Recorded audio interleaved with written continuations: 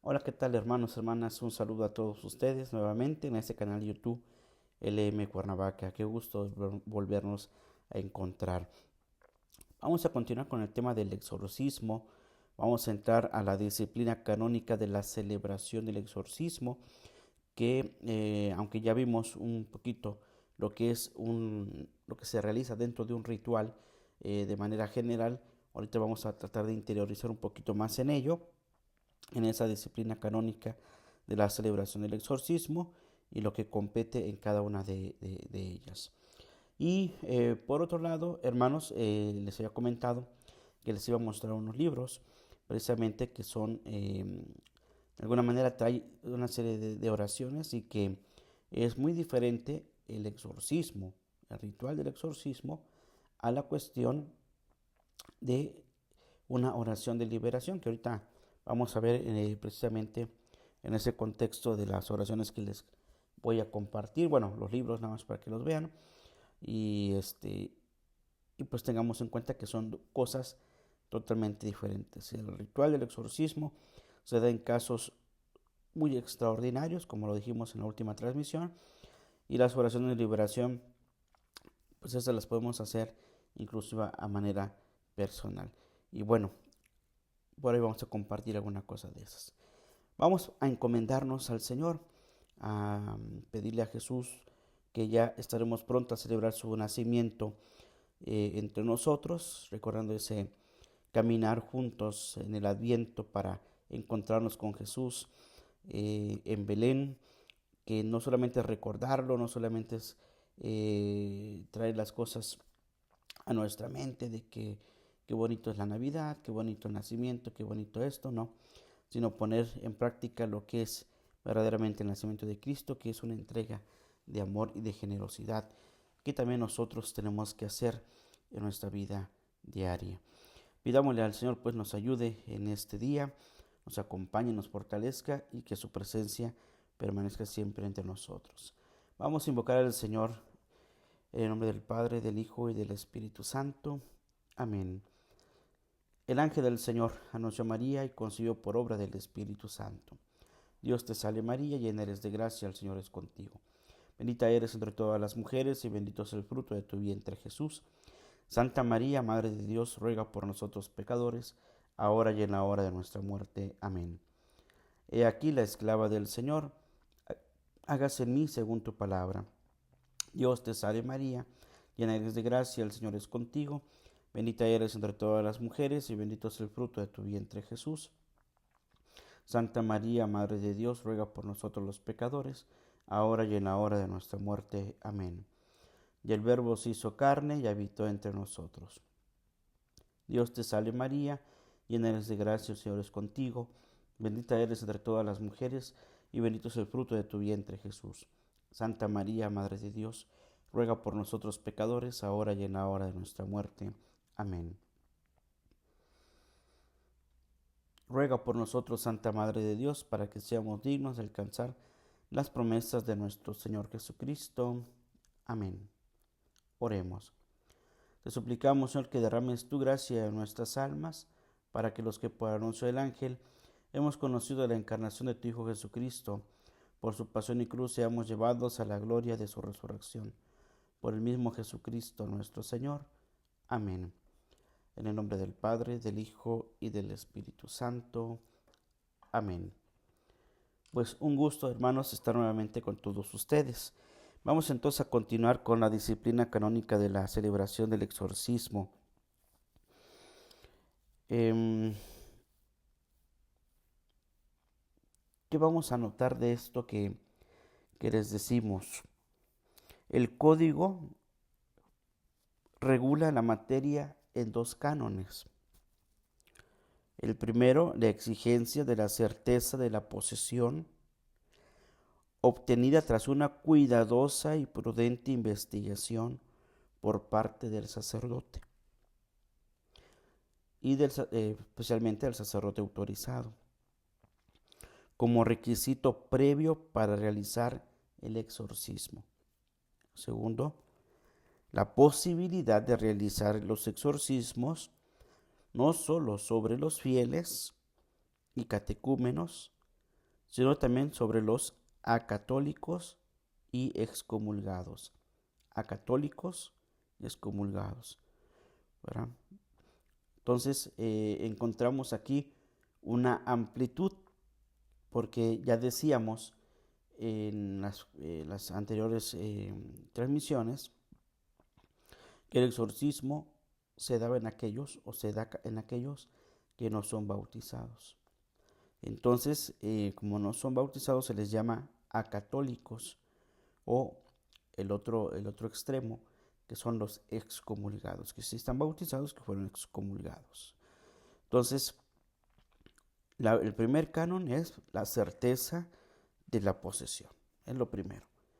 Lo primerito, tener certeza de la posesión tras un cuidado intenso, un estudio intenso, prudente inclusive, para realizar eso de parte de un sacerdote autorizado. Y segundo, la posibilidad de poderlo realizar a los fieles y a los catecúmenos, puesto que los catecúmenos son gente adulta que muy probablemente al no estar bautizados y a la prontitud de recibir sus sacramentos, pues seguramente alguno tenga alguna posesión.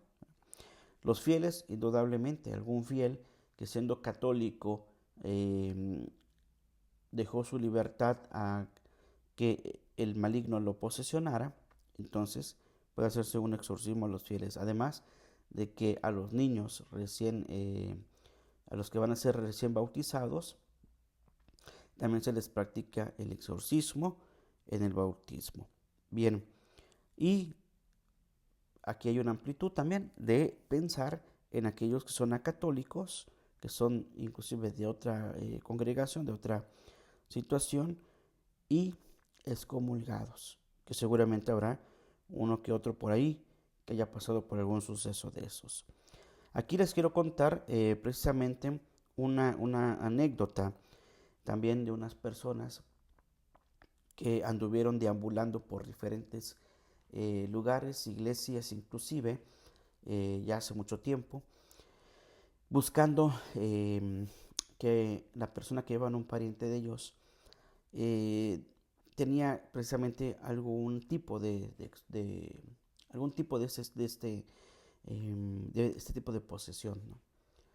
Recuerdo bien que iba terminando la misa de la tarde y llega una familia, llegaron inclusive en autobuses, en un autobús,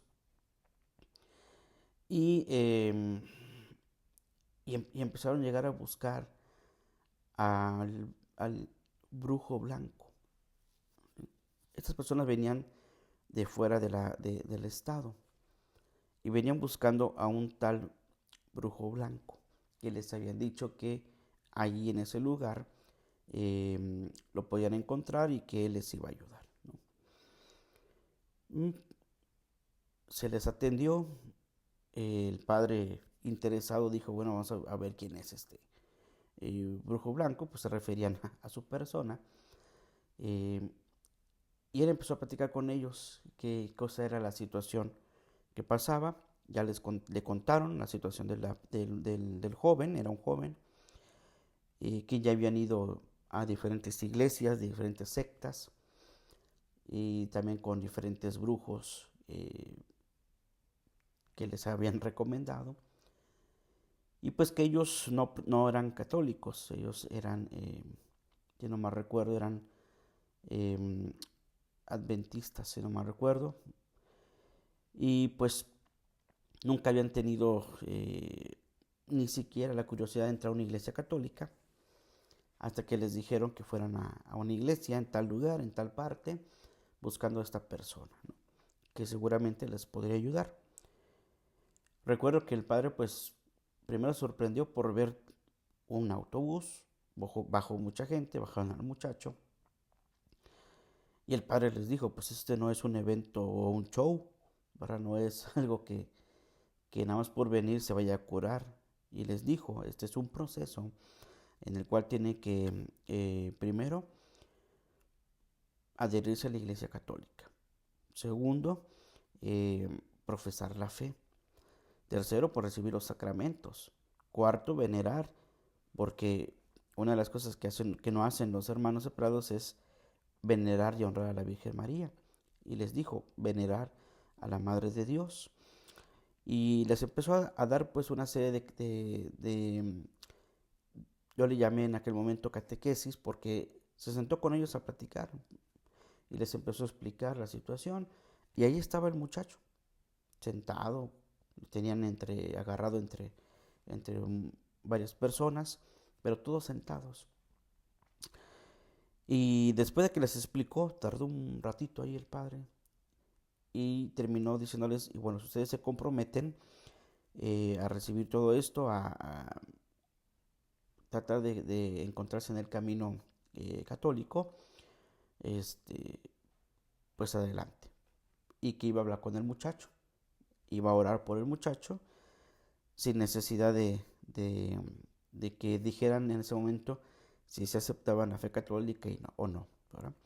¿Por qué? Porque hay una premisa y es precisamente esta, de que también se pueda dar este exorcismo a las personas acatólicas o excomulgadas. Yo les puedo decir que el padre se quedó con ellos, habló con el muchacho,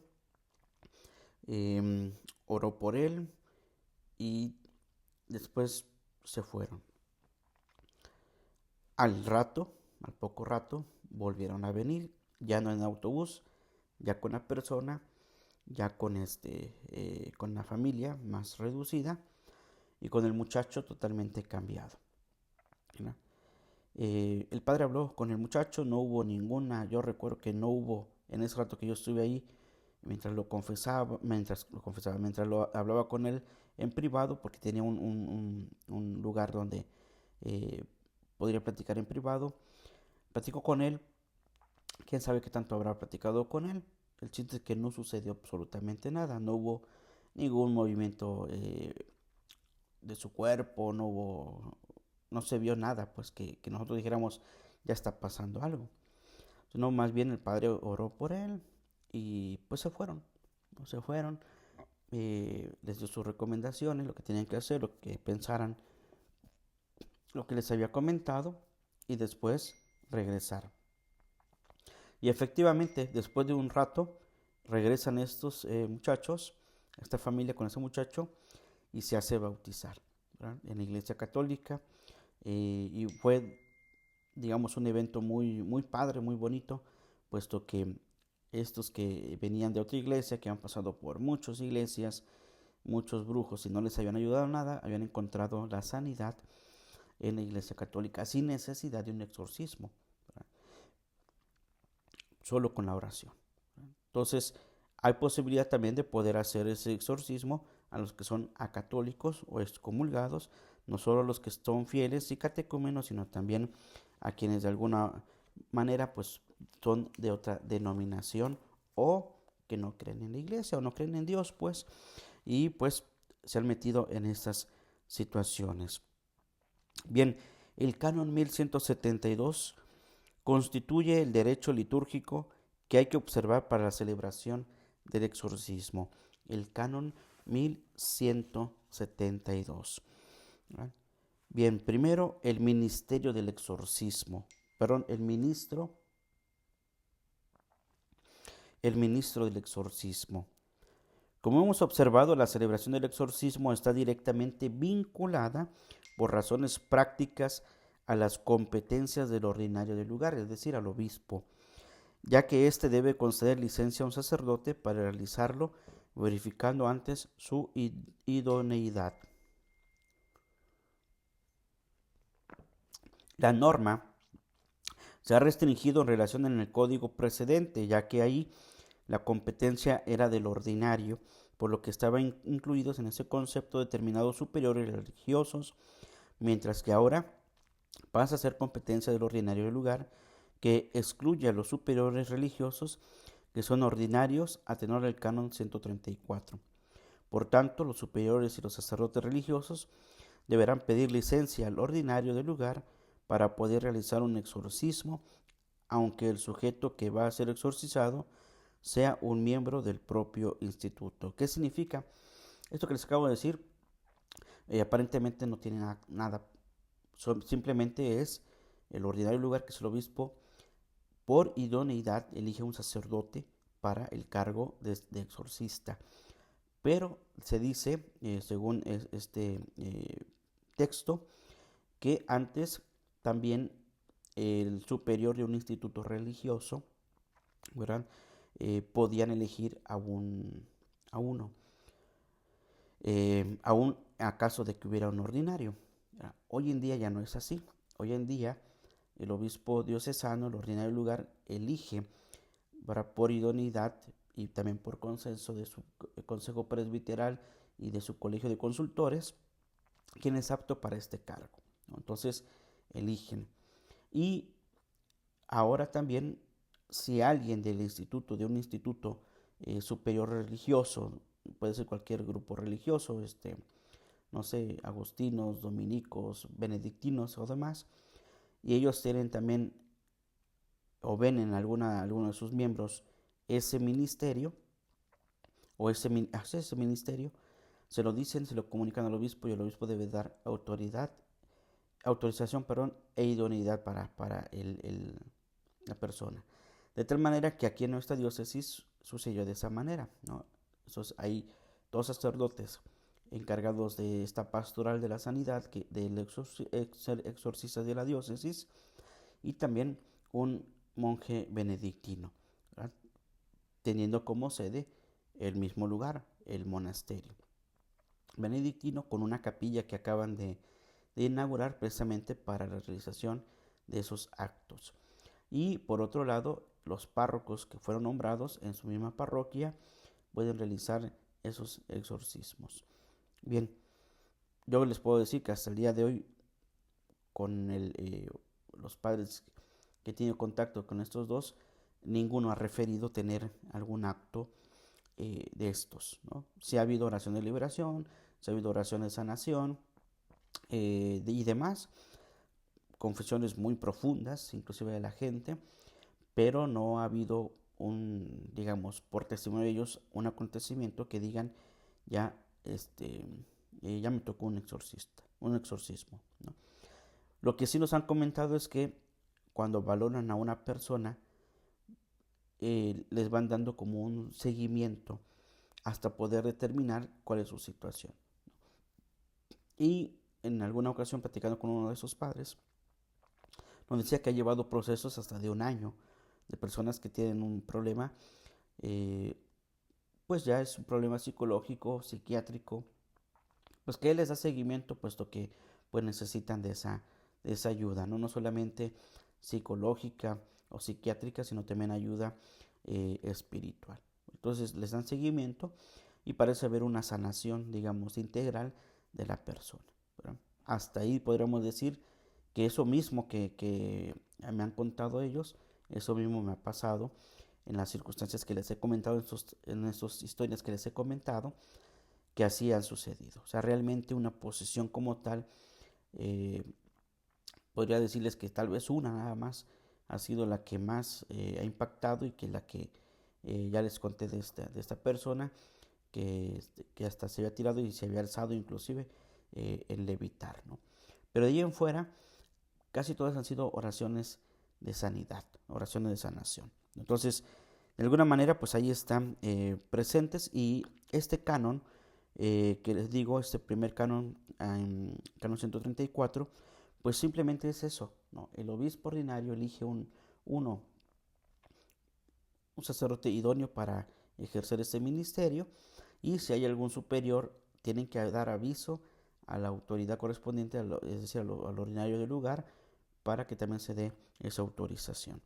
Bien, entonces el ordinario al que se refiere el canon es el lugar en el que se va a realizar la celebración del exorcismo, no en el lugar del domicilio o de la diócesis de incardinación del sacerdote, ni tampoco en el lugar del domicilio del fiel que va a ser exorcizado, ya que no se habla del ordinario propio. Entonces, como ya dijimos, el lugar donde se establece el derecho para poder realizar un determinado exorcismo es en la capilla, en la iglesia, no en la casa del sacerdote, no en la casa, en el domicilio del fiel, y tampoco en el domicilio o, dice aquí, o diócesis de encarnación del sacerdote, ¿verdad? Entonces, es en el lugar, es la iglesia.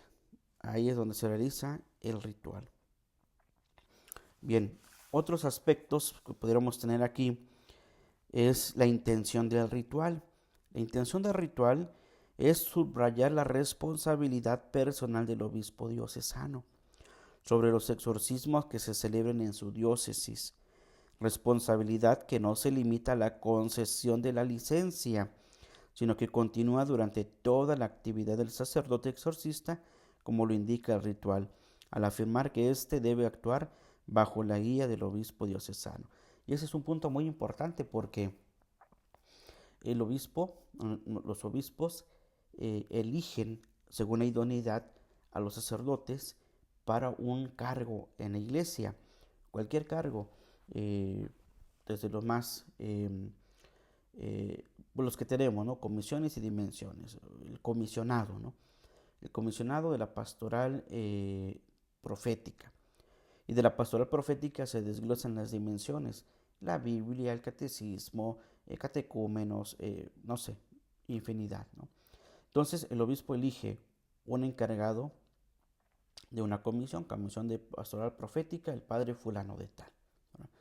Después, abajo de él están las dimensiones: dimensión de pastoral bíblica, el padre fulano de tal; pastoral de catequesis infantil, el padre fulano de tal; el encargado de la pastoral catecumenal, el padre fulano de tal. Entonces, en cada una de las comisiones y dimensiones se elige un sacerdote, y también, bueno, uno en una comisión, cada comisión, y otros sacerdotes en las diferentes dimensiones y comisiones, además de los cargos que ya solemos conocer: el de decano, el de vicario general, episcopal, judicial, vicario para la vida consagrada, vicario para el clero. En fin, hay muchos cargos en la iglesia que necesitan ser escogidos por el ordinario lugar, y también por consenso, porque pide consenso a su consejo presbiteral o a su colegio de consultores, que el más cercano son el colegio consultores. A ellos les dice: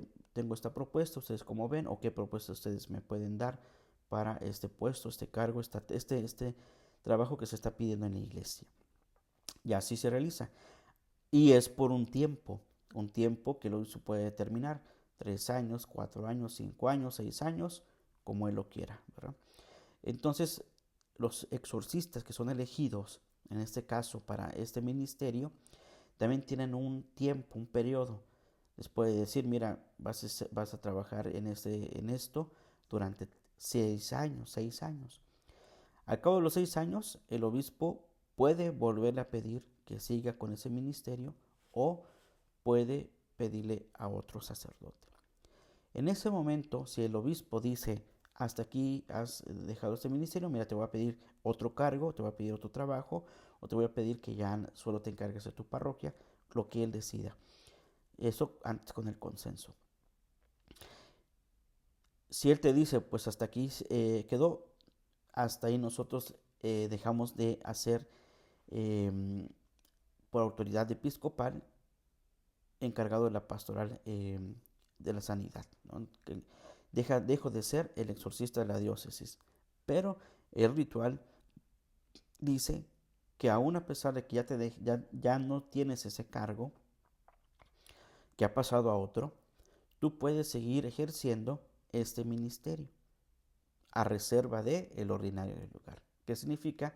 A que si en algunas circunstancias tú le dices al señor obispo: mire, estas personas venían conmigo, llevan un proceso de liberación, me da permiso de terminarlo.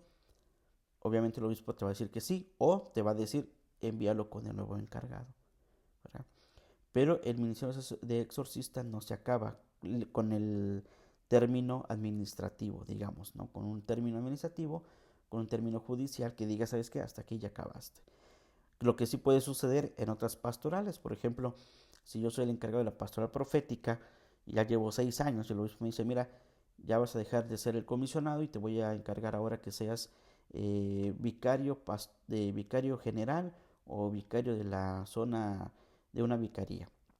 Entonces, en ese momento en el que el obispo te dice, te nombra vicario de tal lugar, dejas de ser encargado de la pastoral, de la comisión de pastoral profética, ¿verdad? Ya pondrá otro sacerdote, tú ya no intervienes ahí, aunque tú quisieras, ya no puedes, ¿verdad? Pero en este caso de los exorcistas, como también es el caso de los vicarios judiciales, son permanentes, ¿verdad? A no ser que el obispo determine si continúe o no, pero tú sigues y terminarás siendo, digamos, el exorcista, ¿no? Y así sucede con este padre que les comento, ¿no? Sigue haciendo oraciones, sigue haciendo liberaciones, ¿verdad? Pero en un nivel, digamos, más bajo, sin hacer notar, querer opacar el trabajo de los otros encargados del exorcismo, ¿verdad? Bien, eso es muy sencillo. Y por ejemplo, ahorita mencioné el caso de la vicaría judicial. La vicaría judicial es la única vicaría que permanece habiendo o no habiendo obispo, ¿sí? Si el obispo deja la sede episcopal, pasa a ser sede vacante, todos los cargos que hay en la diócesis declinan, o sea, terminan, y lo único que queda encargado es el vicario judicial. ¿Por qué el vicario judicial? Porque él es el que continúa ejerciendo la vida pública de la iglesia en una diócesis, puesto que sigue, es el tribunal eclesiástico, sigue ejerciendo la tribuna en la diócesis y se nombra un administrador diocesano, que en este caso puede ser el vicario general o algún sacerdote o algún obispo alrededor de esa diócesis que esté administrando la diócesis hasta un nuevo obispo se ha nombrado o así hasta que se ha nombrado un nuevo obispo, y en el caso de que el obispo sea cambiado de diócesis, si el obispo muere sucede lo mismo, ¿verdad? Si el obispo muere en la diócesis sucede igualmente, ¿verdad? Pero la vicaría judicial es el único que permanece haya o no haya obispo diocesano, ¿verdad? Esto es muy interesante, pues porque permanece, digamos, la estructura de la iglesia en esa línea, ¿no? Bien,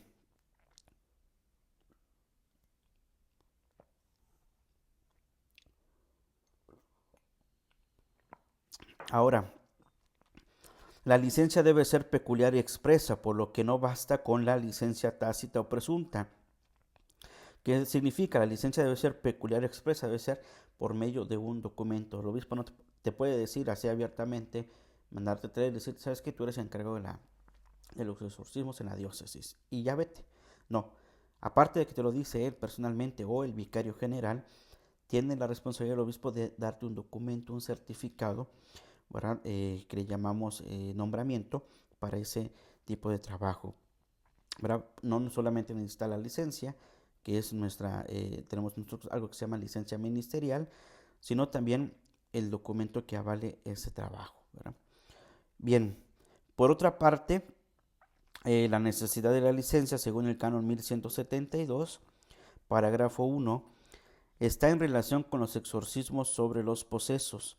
El ritual la extiende a todos los exorcismos litúrgicos para obtener la liberación del influjo maléfico extraordinario del demonio. Por tanto, también para los casos de vejaciones y de infestaciones. Por eso es necesario la licencia para este ministerio.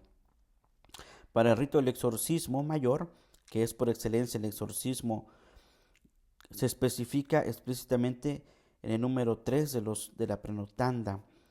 Y para el exorcismo contenido en el apéndice 1 del ritual, viene afirmado implícitamente la primera de las rúbricas al atribuir al obispo diocesano la iniciativa de realizarlo, convocando a los fieles para rezar bajo la guía de un sacerdote.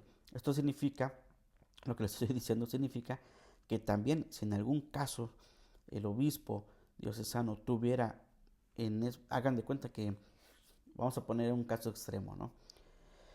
Que en una misa está el obispo presidiendo y de repente, pum, sale por ahí uno que tiene posesión, ¿no? Ya sin necesidad de estudio ni nada. Resulta que sale uno ahí con una posesión y el obispo dice, bueno, vamos a iniciarlo. Y él, bajo la guía, ¿verdad? La guía del sacerdote encargado, pues va llevando, ¿verdad?, el proceso de liberación de un endemoniado, ¿verdad? Pues se dice, ¿verdad?, a través de la historia, que los papas inclusive han hecho exorcismos, puesto que el ordinario del exorcismo, pues es el obispo, ¿verdad? Él tiene toda la autoridad, por eso él como autoridad competente, él pudiera hacerlos. Y seguramente por autoridad que le compete, que se le ha sido conferida por la gracia de Dios a través de los sucesores de los apóstoles, que es Jesucristo mismo quien se los da, seguramente por medio de él, él podría llevar a cabo los exorcismos. Pero el cargo de obispo no solamente es en cuestión de eso, sino es toda una diócesis, toda una pastoral, todos los cargos también que se les piden dentro de la iglesia, es mucho el trabajo. Por eso tiene colaboradores, y esos colaboradores son los presbíteros, ¿verdad? Eh, y él tiene toda la autoridad para hacerlo, ¿verdad? Lo puede realizar y por eso pide, ¿verdad?, dentro de la diócesis que haya exorcistas. Antes no había, yo recuerdo que todavía el seminarista un poquito más para atrás, no había, eh, sino que se ha dado, como les dije también en una de las transmisiones, se ha dado porque aparentemente ha habido un aumento, ¿verdad?, de este tipo de situaciones, sobre todo en Europa, que es de ahí donde viene esas líneas, ¿verdad?, para llevar a cabo el ritual del exorcismo en todas las diócesis, ¿verdad?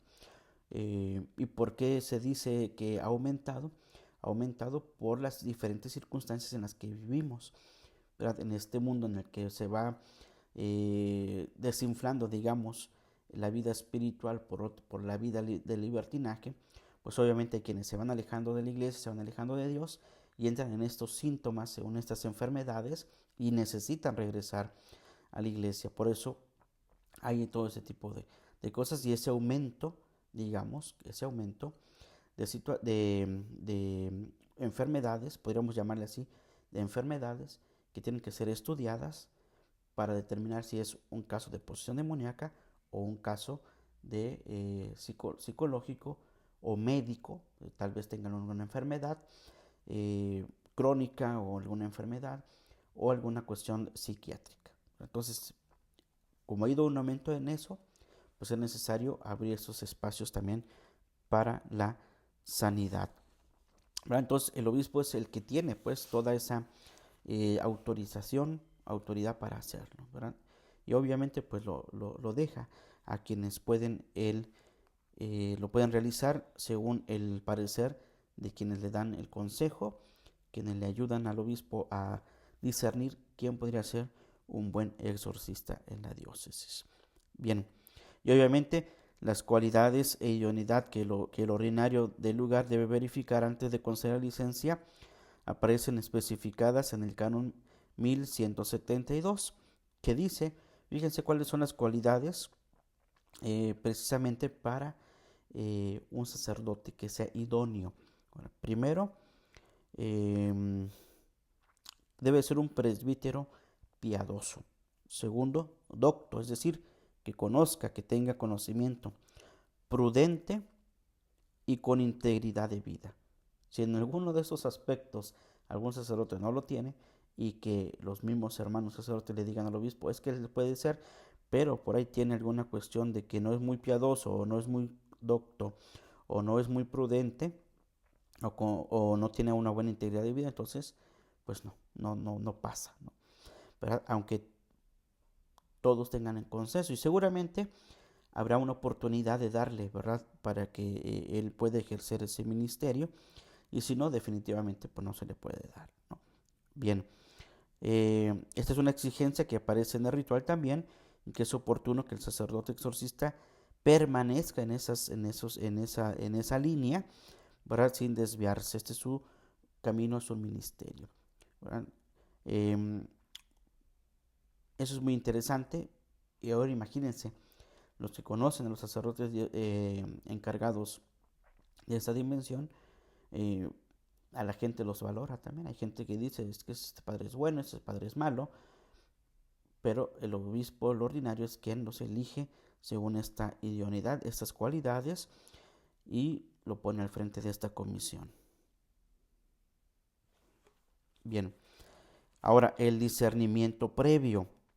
El código de 1917, el antiguo, dice que exigía como requisito a la práctica del exorcismo que el sacerdote debidamente autorizado se haya cerciorado por medio de una investigación cuidadosa y prudente de que se trata realmente de un caso de posesión diabólica. De lo contrario, le estaba prohibido realizar el exorcismo. Eso decía el código de 1917. En 1983, ya por el Papa Juan Pablo II, dice, no recoge esta prescripción, la cual sin embargo se encuentra claramente afirmada en la normativa del ritual. El exorcista no procede a la celebración del exorcismo, sino está moralmente cierto de que la persona que va a exorcizar está verdaderamente poseída por el demonio. Fíjese cómo cambia.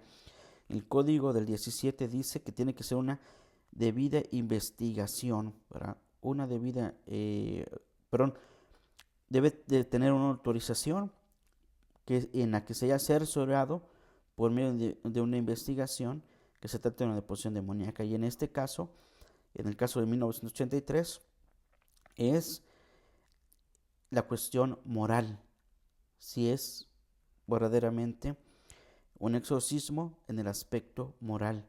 ¿Por qué? Porque ya les puse ejemplos, ¿no? Que ya les puse el ejemplo de esta joven que inventó estar poseída, puesto que había sido embarazada. ¿Sí? Entonces, a ver cómo está esto, ¿no? Entonces, bien, moralmente hablando debe de darse si es una verdadera posesión.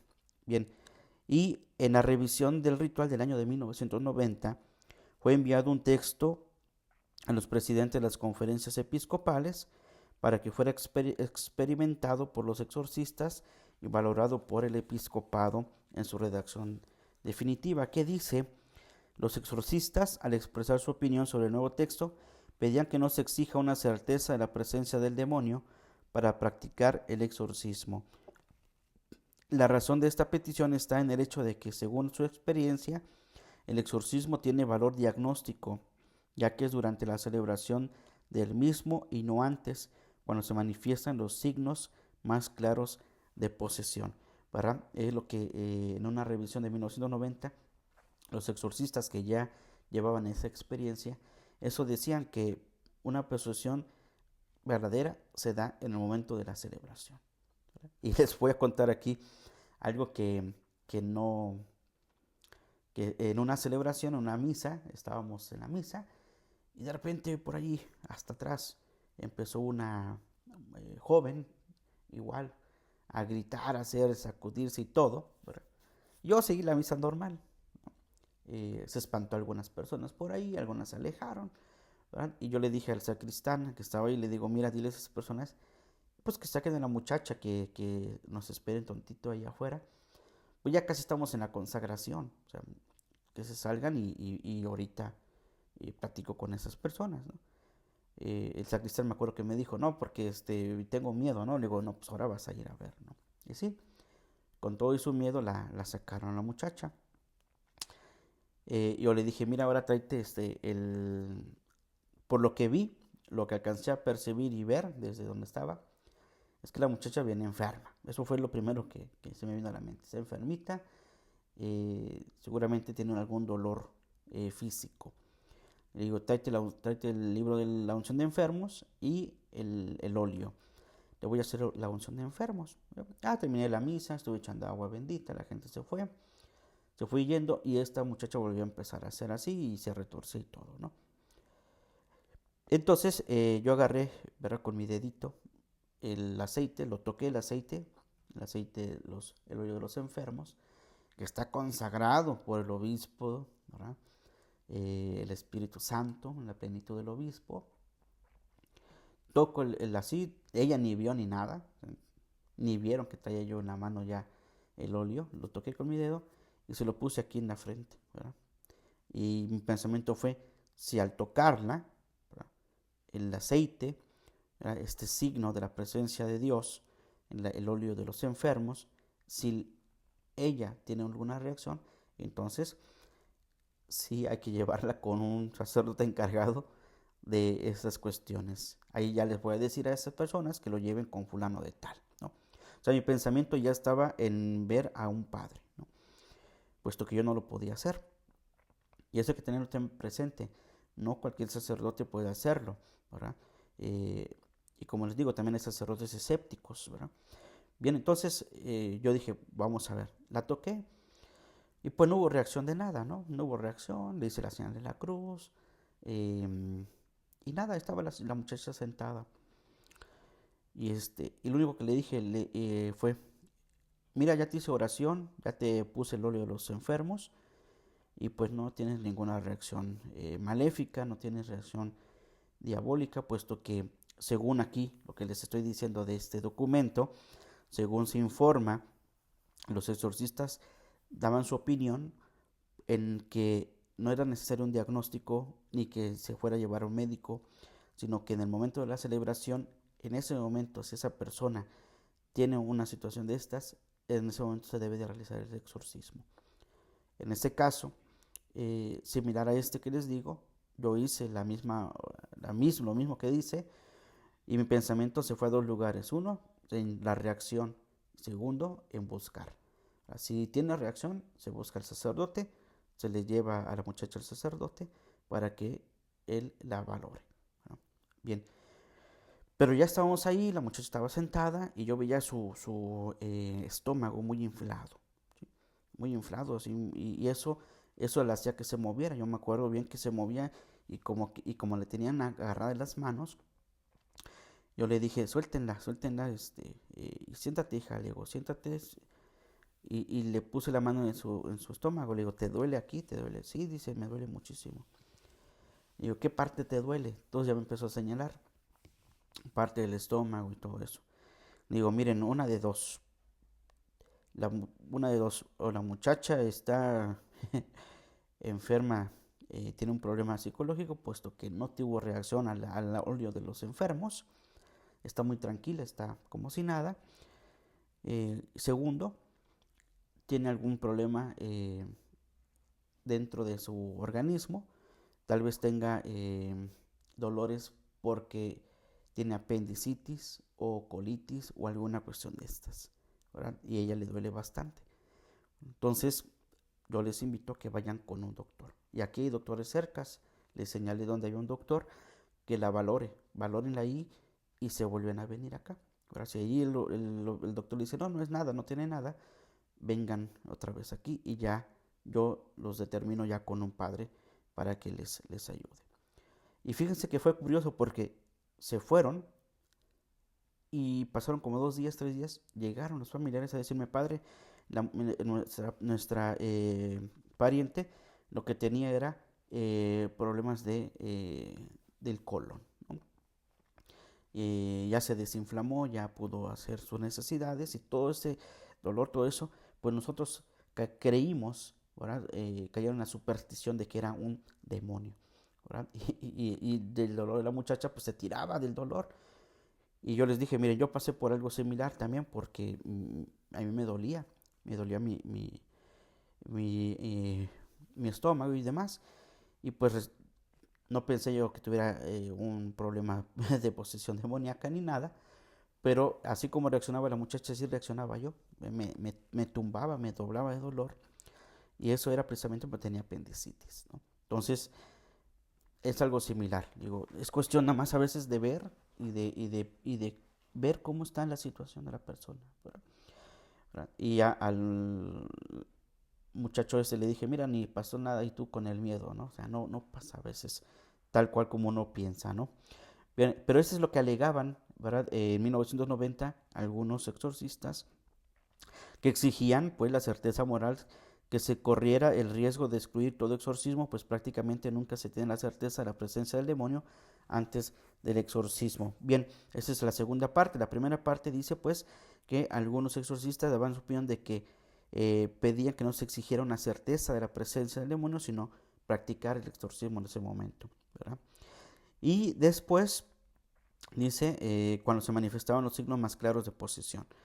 También se alegaba, es la segunda parte que les decía, también se estaba alegando que si se exige la certeza moral, se correría el riesgo de excluir todo exorcismo, pues prácticamente nunca se tiene la certeza de la presencia del demonio antes del exorcismo, ¿verdad? Entonces, y es lo que pedía, ¿no? Que se quitara esa certeza moral, ¿no? Que se quite, porque si ustedes buscan previamente que vaya a, no sé, un terapeuta o lo que sea, y después va a ser contraproducente. Eso es lo que se pensaba, ¿no? Ahora, el ritual promulgado insiste en la necesidad de proceder con la máxima cautela y prudencia en estos casos. Como consecuencia de esto, ha conservado la necesidad de la certeza moral en el ánimo del exorcista para celebrar el exorcismo sobre los posesos. Se ha quedado esa cuestión, por eso es importante siempre verificarlo. De esta manera se evitan los riesgos de que conllevaría el recurso fácil del exorcismo ante cualquier signo o indicio de negatividad de la vida de las personas, riesgos que consistirían en perder las perspectivas sobre la acción del diablo en la vida de los hombres, desvalorizando la acción ordinaria, la tentación, que es la más frecuente, y consiguientemente minusvalorar el pecado, y por otra parte el riesgo de exagerar en la opinión de los fieles la frecuencia de la posesión diabólica, pudiendo conllevar un discernimiento de la fe en Cristo y la vida cristiana con el esfuerzo personal cotidiano de conversión y de entrega a los hermanos, ¿verdad? Que es lo que prácticamente el Padre les decía, es que ustedes tienen que convertirse, tienen que confesarse, tienen que rezar el rosario, tienen que trabajar en actos de caridad, en fin, ¿verdad? Me tocó también un caso eh, también de una persona que decían que tenía una posesión demoníaca y la traían, la tenían agarrada y todo. Y yo sí me enfadé porque pues estaban grite y grite, no dejaban en paz, ¿no? Además, ese es un dato curioso porque además yo todavía no había comido. Llevaba toda la mañana celebrando, no habíamos ni desayunado, solo un café y celebración tras celebración. Llego yo contento porque dije, ahora sí voy a echarme un taquito, voy a comer, ¿verdad? Sabroso. Ya venía yo pensando en mi comida. Y bueno, el descanso, porque después seguían las misas de la tarde, dije, ahora voy a descansar un ratito. Y llego y me abordan, no, es que padre, allá adentro, y, ay, Dios mío, yo vengo a comer, ¿no? yo vengo a comer, vengo a descansar y me salen con esto. Entonces yo entré y sí me enojé y les grité que se callaran, que guardaran silencio y que estaban en un lugar sagrado, ¿no? Y estaba en el Santísimo, la gente estaba espantada. Y sí, les reprendí, dije que ya se callaran, fuerte, fuerte, como es muy raro que yo grite, ¿no? Pero ahí sí grité, sí me molesté y los senté a todos. Entonces a la muchacha le dije, siéntate también tú, ¿verdad? Entonces ya le dije, ¿qué, qué está pasando, no? Y se tranquilizó la señora, la muchacha. Yo vi la actitud, las actitudes de las personas y dije, aquí algo está mal. O sea, no es una posesión, aquí hay algo mal. Este mal no es del demonio, ¿no? O sea, no está aquí el demonio, porque si no la muchacha no se hubiera sentado, seguiría rechazándonos y además, siendo el sacerdote que tiene autoridad, ya la toqué, ¿verdad? Ya le dije que se sentara, que se tranquilizara y que estuviera en paz, ¿no? Y mientras platicaba, yo empecé aquí a ver, dije, a pensar si aquí hay algo. Digo, a ver, háganse para allá tantito ustedes, déjenme con la muchacha. Porque la muchacha no hablaba, no decía nada. Le digo, ella tiene que decirme algo. Lo retiré un poco, los alejé y le dije a la muchacha, ¿estás bien? Y me dijo, ahí sí ya habló. Me dijo que no. Le digo, ¿te pasa algo? Sí. ¿Qué es lo que tienes? ¿Qué te ha pasado? Y me dice, es que me han tocado, ¿no? Eh, para no usar la palabra que involucra el tocamiento, ¿no? Le digo, ¿y de parte de quiénes? ¿quiénes te han hecho eso? ¿En tu trabajo? No sé qué haces, ¿no? No, pues mis mismos familiares, ¿no? O sea, las mismas personas que lo llevaban eran quienes la habían agredido. Y ella lo que quería era zafarse de salirse de esa familia, puesto que ya habían sido varias veces. Y no es que haya sido en ese momento, sino pues ella traía ya un recuerdo desde antes, ¿verdad? Desde más joven. Y por el daño psicológico, moral, espiritual que ya le había pasado desde antes, ¿verdad? Entonces llegó un momento en el que explotó todo eso y pues creían que era el demonio, ¿no?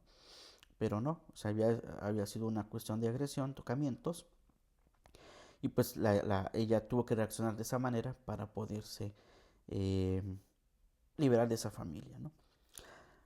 Yo lo único que le recomendé fue, mira, ve, tienes que denunciar a la policía, te podemos colaborar solamente dándote este consejo, ¿verdad? Tú tienes que acudir con certeza, con fe también y con, em, con toda seguridad a las autoridades y comentar esto que te ha pasado, ¿verdad? Y ya.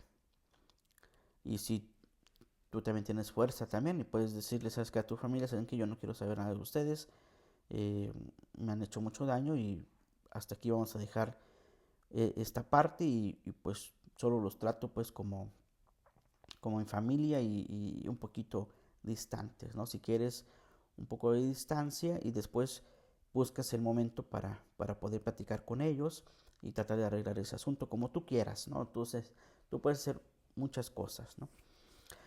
Al final de cuentas, pues se fue tranquila, se fue en paz, le recomendé obviamente la confesión también y una oración, ¿no?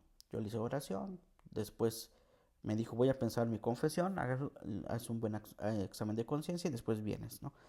Y sí, y ahí está, la persona ahí sigue, ¿no? Sin ningún tipo de cuestiones anormales, ¿no? O extraordinarias, signos de la posesión demoníaca no hay, ¿no? Bien, finalmente, para dejarle aquí y pasar a los libros, fíjense, pensamos también que el ritual adopta una postura prudente y equilibrada, ya que al exigir la certeza moral impide la ligereza en la realización del exorcismo y al mismo tiempo no contempla una rigidez que haga prácticamente imposible la celebración ante las dificultades para el diagnóstico. ¿Verdad? ¿Qué significa? Que el ritual también es prudente en el acto de hacerlo, ¿verdad? Al exigir la certeza moral impide la ligereza de la realización. No quiere decir que no se debe tomar a la ligera el ritual. O sea, el ritual no es, está, pues eso lo voy a realizar, ¿no? Porque se me antojó por la tentación, como decíamos, es que me da tentación, mejor si la hago, ¿no? Obviamente te quedas con algo, ¿eh? Yo les puedo decir que a todas estas personas que en alguna manera los atendí y me dispuse todavía después darles seguimiento, puesto que si pasaba algo hay que volver. Sí, en algún momento me quedé con la duda, dije, ay, ojalá no la haya yo regado, ojalá no haya, me haya equivocado, ¿verdad? Y si es así, pues tienen que volver, le tienen que volver y por la gracia de Dios, el Espíritu Santo, que me ayude, porque si vuelven, entonces sí, hay que darle. Nunca me ha pasado ninguna cuestión de que vuelvan, ¿verdad? Vuelvan a decirme algo, sino ha sido lo contrario, han vuelto para agradecer, han vuelto para decirme el proceso que llevan. Y sí ha habido uno que otro que me ha dicho, ya fuimos con tal padre, nos está llevando el proceso. Qué bueno, ¿verdad? Ya estoy allá con él, ya nos ha ayudado, perfecto, ¿no? Entonces, siempre el ritual es prudente, no se puede dar solamente así. Ahora, eh, cuáles son, digamos, algunos elementos? Esto es con respecto al ritual, ¿verdad? Y como les dije, yo no tengo ningún ritual de exorcismos, puesto que no los realizamos, puesto que no soy encargado de eso. Pero les dije que les iba a mostrar la carátula del ritual, no la pude tener, pero este, dentro de las oraciones, dentro de las oraciones, Em, Hay un librito muy común que ustedes pueden encontrar y rezar, ¿verdad? Vienen oraciones aquí, em, primero como un devocionario, ¿verdad? Se llama Preces de Alabanza y Liberación.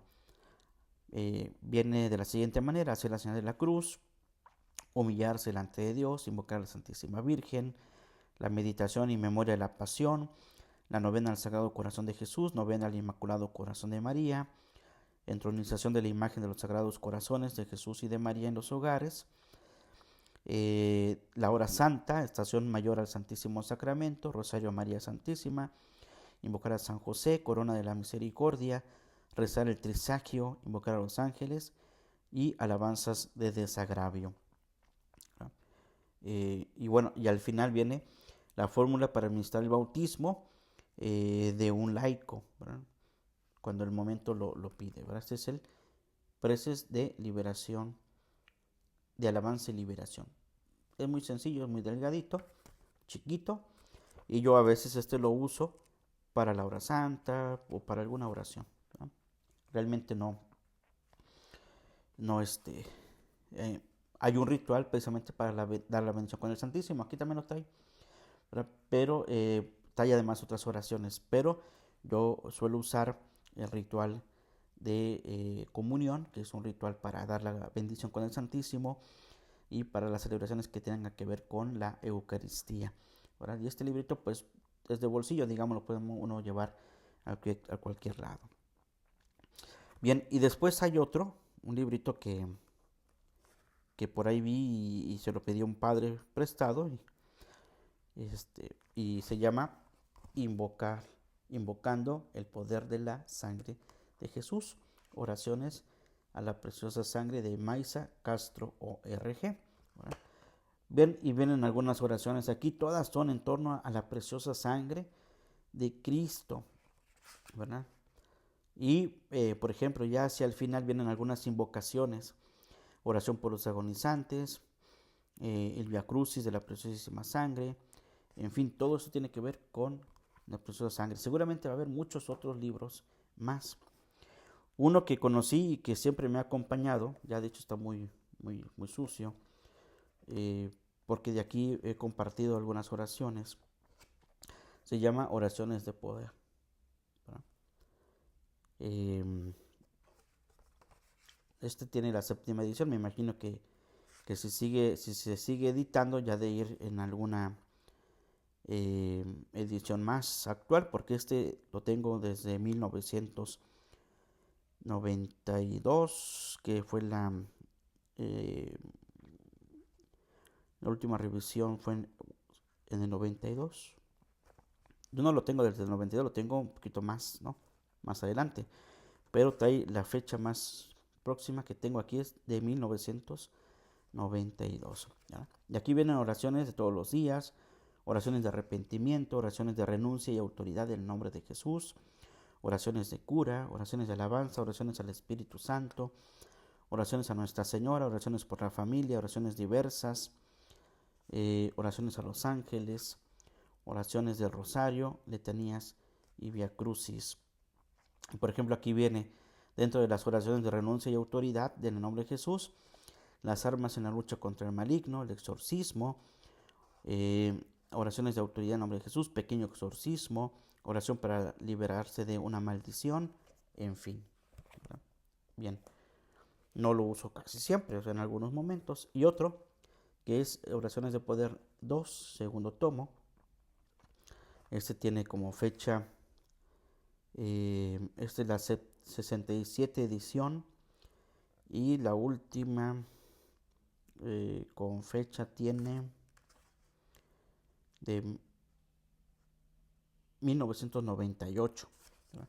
Y este trae oraciones diversas para santificar el día, oraciones de alabanza y adoración, oraciones de arrepentimiento y conversión, oraciones de liberación, oraciones de la Santísima Trinidad, oraciones de alabanza y acción de gracias por la liberación recibida, oraciones a Dios Padre, oraciones a Jesucristo, oraciones al Espíritu Santo, oraciones a Nuestra Señora, oraciones a los Sagrados Corazones de Jesús y María, oraciones a los santos ángeles, oración a los santos, oraciones por la iglesia, por la familia, por los agonizantes, por las almas del purgatorio, por diversas circunstancias, bendiciones ejaculatorias, apéndices, donde viene la medalla de San Benito,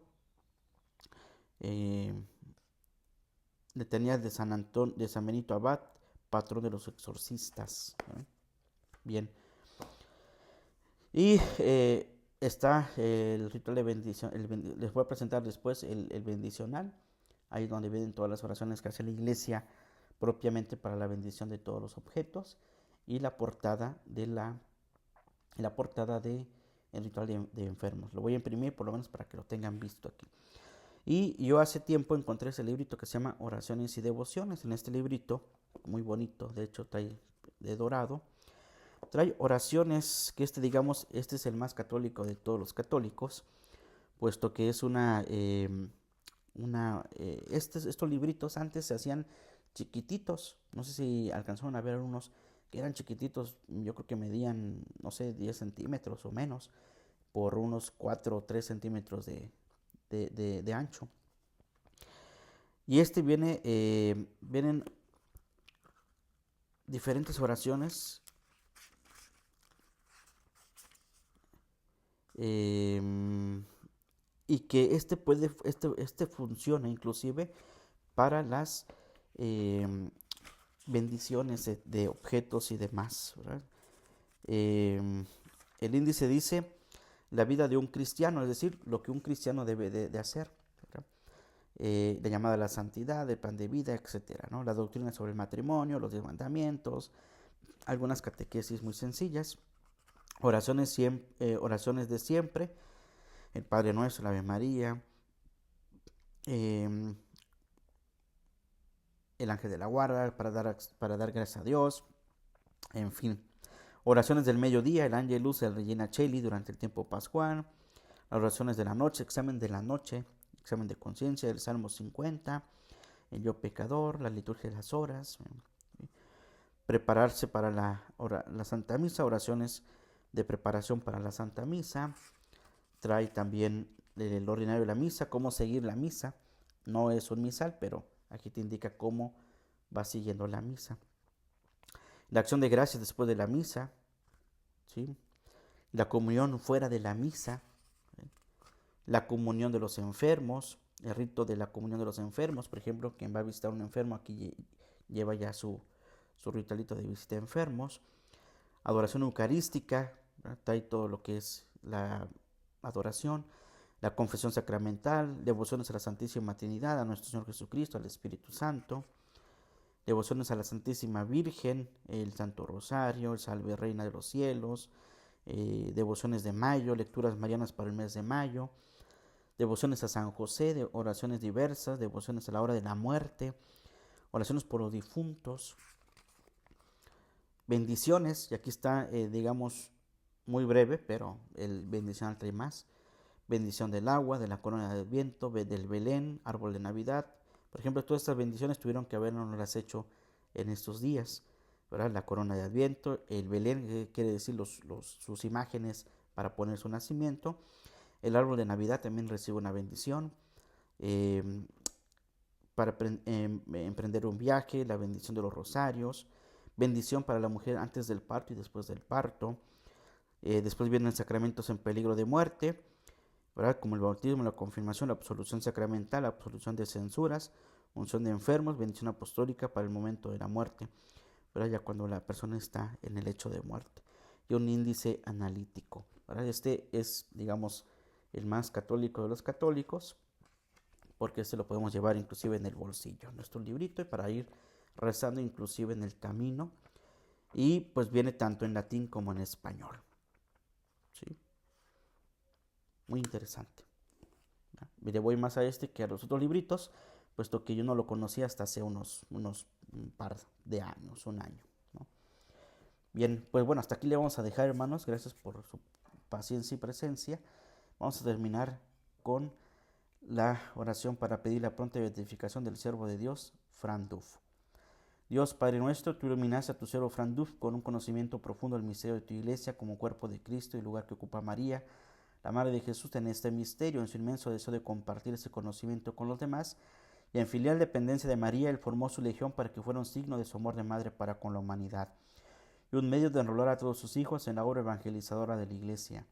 Te damos gracias, Padre, por los dones con que le dotaste y por los beneficios obtenidos por la Iglesia, para la Iglesia, por su fe intrépida y radiante. Te suplicamos confiadamente que por su intercesión nos concedas esta gracia, la paz del mundo y el aumento de nuestros presidium. Te pedimos también que si es tu voluntad sea reconocida por la Iglesia, la santidad de su vida, para gloria de tu nombre. Por Jesucristo nuestro Señor. Amén. El Señor esté con ustedes y con tu espíritu. La bendición de Dios Todopoderoso, Padre, Hijo y Espíritu Santo, descienda sobre ustedes y permanezca para siempre. Amén. A Jesús por María, Ave María, secula seculorum. Amén. Que pasen un excelente día, que Dios les bendiga. Nos vemos, si Dios quiere, la próxima semana, próximo miércoles, con la gracia de Dios. Saludos y bendiciones a todos.